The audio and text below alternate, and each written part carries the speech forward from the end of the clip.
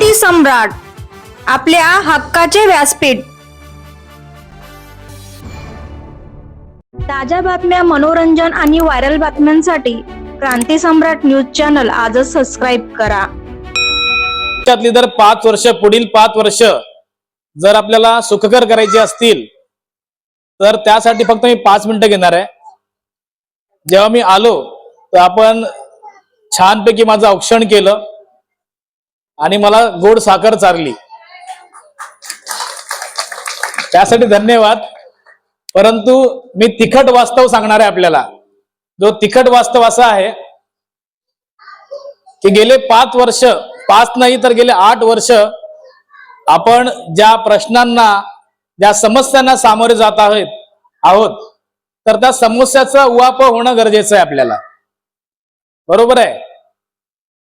तर पहिली समस्या काय, सगळ्यात महत्वाची, की घरात जर पाणी नाही आलं तर घरातली महिला काही कामच करू शकत नाही, बरोबर ना। घरात पाणी आलंय का? किती दिवस पाणी नाही आपल्याकडे? जोरात बोला, जोरात ऐकू आलं पाहिजे। 3 दिवस झाले। मग तुम्ही कोणाला तक्रारी केल्या का? का नाही केलं तक्रारी? पाईपलाईन कुठली फुटली तरी ती तात्काळ पद्धतीने ते सुधारणा केली पाहिजे, लवकरात लवकर ती बनवली पाहिजे। पिण्याच्या पाण्याचा हक्क जो आहे आपला, तो हक्क 3 दिवस तुमच्याकडे हिरावून घेतलेला आहे, तुम्ही शांत बसलात। डॉक्टर बाबासाहेब आंबेडकरांच्या संविधानाने आपल्याला जी ताकद दिलेली आहे, प्रश्न विचारण्याची, अभिव्यक्ती स्वातंत्र्याची जी ताकद दिलेली आहे, ती आपण का नाही आजमावत आहोत? जर 3 दिवस जर पाणी येत नसेल आणि तुमच्या प्रभागाचा जो कोण नगरसेवक अगोदर होता त्याने काही समस्या सोडवल्या नसतील तर तुम्हाला काय करायचंय? या निवडणुकीच्या सामोरे जाताना जे कोणी उमेदवार तुमच्याकडे येतात तुमचं मत मागायला, तुम्हाला त्यांना प्रश्न विचारले पाहिजेत की बाबा गेले 3 दिवस झाले आम्ही पाण्याच्या समस्येने बेजार आहोत, आता 3 दिवस नाही तर गेल्या कित्येक वर्षापासून आम्हाला हसच चालू आहे, तर तुझ्याकडे याचं निराकरण काय आहे ते तरी सांगा मला। तुमच्याकडे किती जण येऊन गेले सोसायटीमध्ये आतापर्यंत? 4-5 जण आले। तुम्ही त्यांना असंच औक्षण केलं असणार, गोड साखर खाऊ घातली असणार, पण त्यांनी तिखट सांगितलं नसणार तुम्हाला। मी तिखट वास्तव सांगतोय। त्यांना तुम्ही हा प्रश्न विचारला का? विचारला का तुम्ही हा प्रश्न? पाण्याचा, शिक्षणाचा, शाळेचा, हॉस्पिटलचा, मालमत्ता कराचा, क्रीडांगणाचा, चांगल्या रस्त्यांचा विचारला का? कन्व्हेन्स डीडचा विचारला का? महिला सक्षमीकरणाचा विचारला का? तर नाही। का नाही विचारला? मला विचारा, तुम्हाला मी निराकरण सांगेल। मी तुमचे प्रश्न समजून घ्यायला आलेलो आहे। मी गोड गोड नाही बोलणार, भले तुम्ही मला गोड साखर चारली तरी मी गोड नाही बोलणार, तुम्हाला तिखट वास्तव सांगणार। तो वास्तव आहे तोच तुमच्या समोर उभा करणार, कारण की वास्तवाशी आपण एकरूप व्हायला पाहिजे, त्यावरच आपण प्रश्न विचारू शकतो। कुटुंब मिळतं पाणी, जेव्हा महानगरपालिका निर्माण होते तेव्हा महानगरपालिकेचं आद्य कर्तव्य आहे की महानगरपालिकेच्या जनतेला पिण्याचं पाणी मिळालं पाहिजे, पण ते मिळत नाही, आपण गप्प राहतो।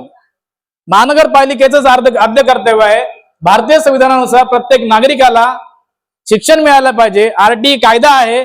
तुमचे मुलं किती जण आरटीतून शिक्षण घेतात? हात वर करा।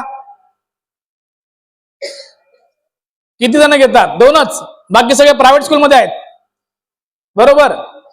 प्रायव्हेट स्कूलमध्ये किती फी भरता तुम्ही सांगा? सांगा 40,000। किती? 50-60 40,000, बरोबर आहे। तेच केलं भारतीय जनता पक्षाने। इतके सुंदर असते की आपण आपला चेहरा पाहतो, नाहीत ना। त्यासाठी मी स्वतः मुंबई उच्च न्यायालयामध्ये हस्तक्षेप याचिका दाखल केली आणि रस्त्याच्या खड्ड्यात पडून जी दुर्घटना होईल किंवा झाल्या असतील, त्याच्यामध्ये कोणाचा दुर्दैवी अंत झाला असेल, अपघाती निधन झालं असेल, तर त्याला 6 लाख रुपये कंपन्सेशन मिळणार आहे आता। त्याचबरोबर जो कोणी सिरियसली इंजर्ड होईल अपघातामध्ये त्याला 25,000 ते 2.5 लाख रुपये कॉम्पन्सेशन मिळेल, हे काम आपण करून घेतलंय हायकोर्टात जाऊन. कोणी केलं का आतापर्यंत?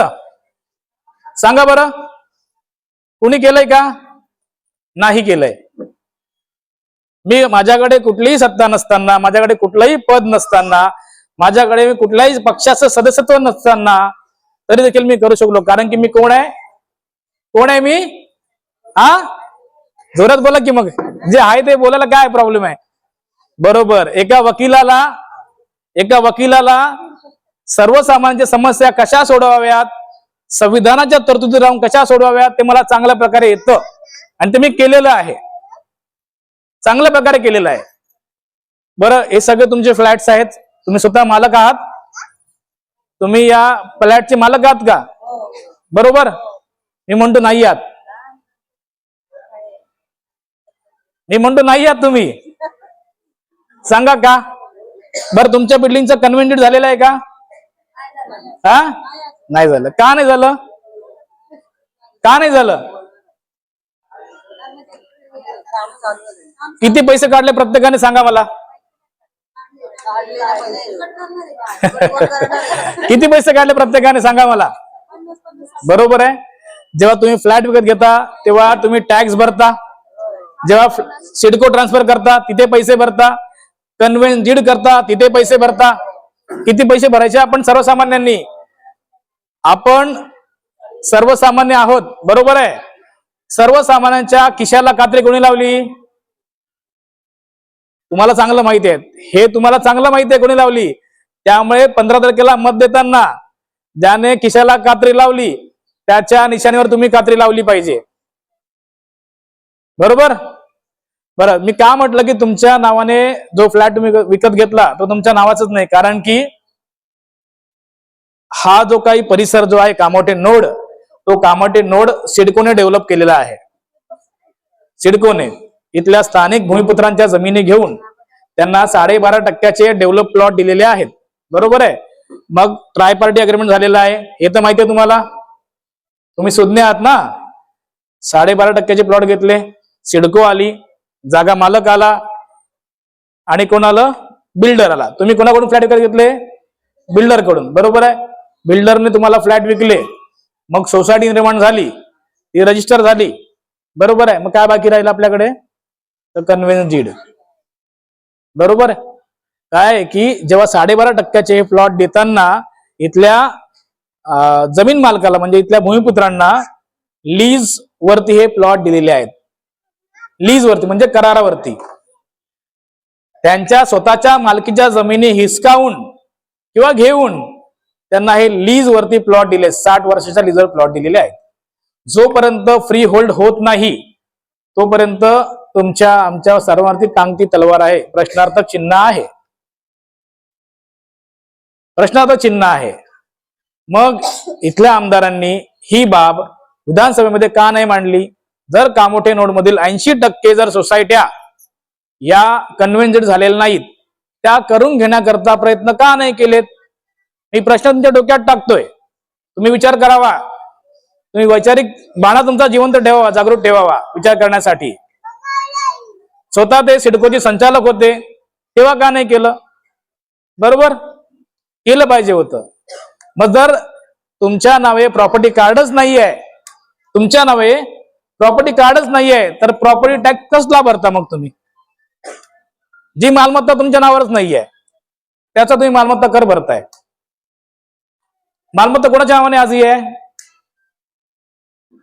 ज्यांच्या नावे त्यांना टॅक्स भरायला पाहिजे ना. मग आपण का भरतो?